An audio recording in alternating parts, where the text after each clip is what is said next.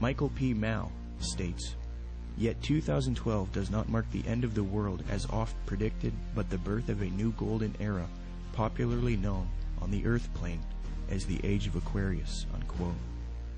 Dr. C. L. Pepler explains the New Age view that 2012 is the start of the Age of Aquarius. Quote, "They believe the next age will start around AD 2012 and will be the Age of Aquarius. This, they say, will be an age of enlightenment and world unity, a post-Christian world in the fullest sense of the word." Unquote. 2012 is a clever deception to get you to accept the Age of Aquarius, New World Order, under the mask of a Mayan prophecy. In fact, the elite New World Order at the top of the pyramid want the public to believe in 2012, thus proving that they are behind this propaganda. The Club of Rome, by its own admission, is a globalist think tank. The aim of this organization, founded by Ervin Laszlo, is to solve the world's problems and erect a solution, a new world order, one world government, the same theme we have been talking about in the film. On January 31st, 2009, the Club of Rome held the Future of the American Hemisphere Conference. Francesco Stippo kicked the conference off with a speech. Francesco Stippo is a member of the U.S. Club of Rome. He authored the book World Federalist Manifesto, Guide to Political Globalization, where he states, quote, "Political globalization is the creation of a world government which regulates the relationships among governments." Well, founder of the Club of Rome, Ervin Laszlo, along with popular New Age author and student of Jiddu Krishnamurti, Deepak Chopra, along with globalist Mikhail Gorbachev, have all authored a book together entitled World Shift 2012. This book advocates the 2012 theories extensively, so it appears that the elite have vested interest in this 2012 hysteria, and they want the public to accept it. Ervin Laszlo's Club of Rome founded another spin-off organization called the Club of Budapest. Now, it is this elite organization, the Club of Budapest, which is promoting 2012 and the New Age ascension beliefs to the public. New Age members of the Club of Budapest include Robert Mueller, former General Secretary of the UN, and Barbara Marx Hubbard, who stated, quote, "We have been projecting the transformation in 2012. It is happening now," unquote. Founder of the Club of Budapest, Ervin Laszlo, is also featured on the Pro-2012 Ascension website, worldshift2012.org. This website heavily promotes the idea that the world is about to end in 2012 if there isn't a transformation based on consciousness resulting in a new global order. Under the Partners section of the website, the State of the World Forum, which Zeitgeist is connected to, is listed on the site.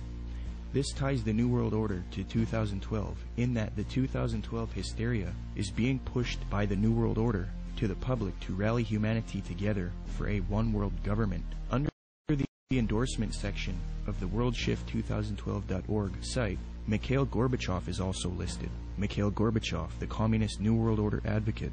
Thus, it is quite clear that the global elite want people to believe in 2012 so that they can achieve their Age of Aquarius one-world system, which they now claim will emerge in 2012.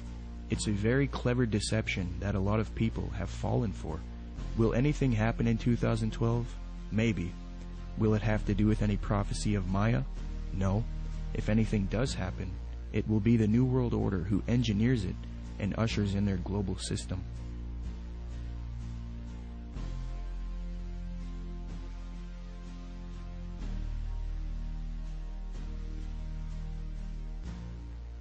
The reason the Christian anti-New World Order researchers have been silenced and replaced with New Age advocates is because the New World Order occultists and New Age advocates hate biblical Christianity.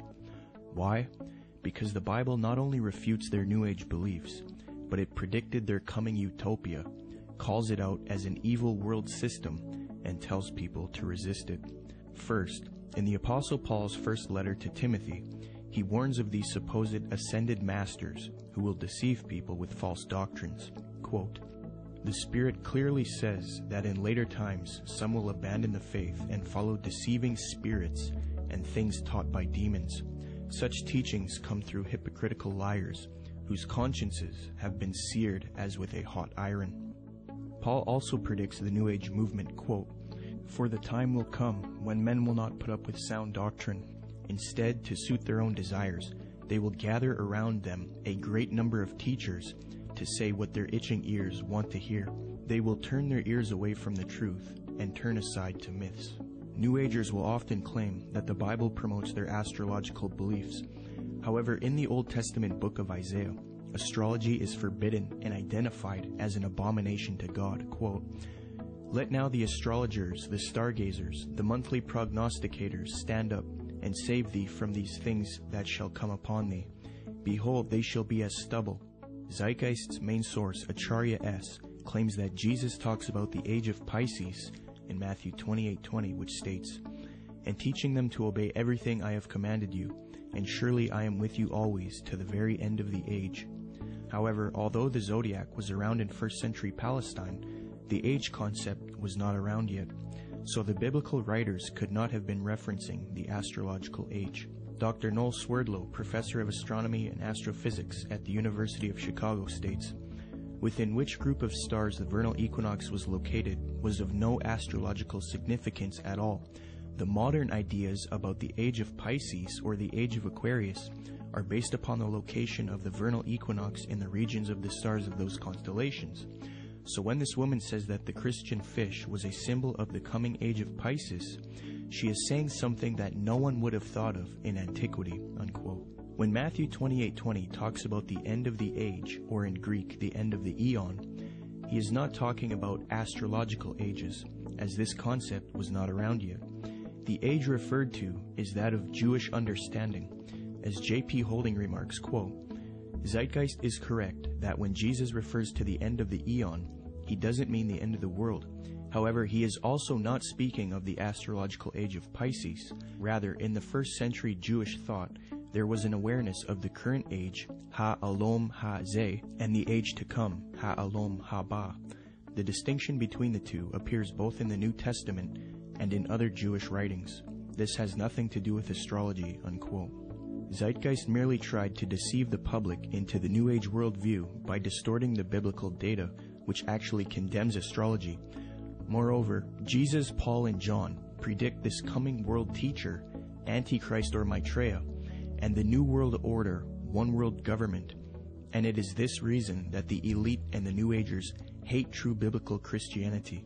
Paul writes in 2 Thessalonians, quote, "That you not be quickly shaken from your composure, or be disturbed either by a spirit, or a message, or a letter as if it is from us, to the effect that the day of our Lord has come. Let no one in any way deceive you, for it will not come unless the apostasy comes first, and the man of lawlessness is revealed, the son of destruction, who opposes and exalts himself above every so-called God, or object of worship, so that he takes his seat in the temple of God, displaying himself as being God. And you know what restrains him now, so that in his time he will be revealed. For the mystery of lawlessness is already at work. Only he who now restrains will do so until he is taken out of the way. Then that lawless one will be revealed, whom the Lord will slay with the breath of his mouth, and bring to an end by the appearance of his coming. That is the one whose coming is in accord with the activity of Satan, with all power and signs and false wonders. Jesus Christ warned of the Antichrist and false Christs. He says not to believe anyone who says, 'Look, the Christ has returned.' For Jesus Christ's real glorious second coming comes after the false Christ, or Antichrist, deceives the world." Matthew 43 states, "And Jesus answered and said to them, See to it that no one misleads you, for many will come in my name, saying, I am the Christ, and will mislead many. Then they will deliver you to tribulation and will kill you, and you will be hated by all nations because of my name. Then if anyone says to you, Behold, here is the Christ, or there he is, do not believe him, for false Christs and false prophets will arise, and will show great signs and wonders, so as to mislead, if possible, even the elect. Behold, I have told you in advance. So if they say to you, Behold, he is in the wilderness, do not go out. Or, Behold, he is in the inner rooms, do not believe them. For just as the lightning comes from the east and flashes even to the west, so will the coming of the Son of Man be. But immediately after the tribulation of those days, the sun will be darkened, and the moon will not give its light, and the stars will fall from the sky, and the powers of the heavens will be shaken. And then the sign of the Son of Man will appear in the sky, and then all tribes of the earth will mourn, and they will see the Son of Man coming on the clouds of the sky with power and great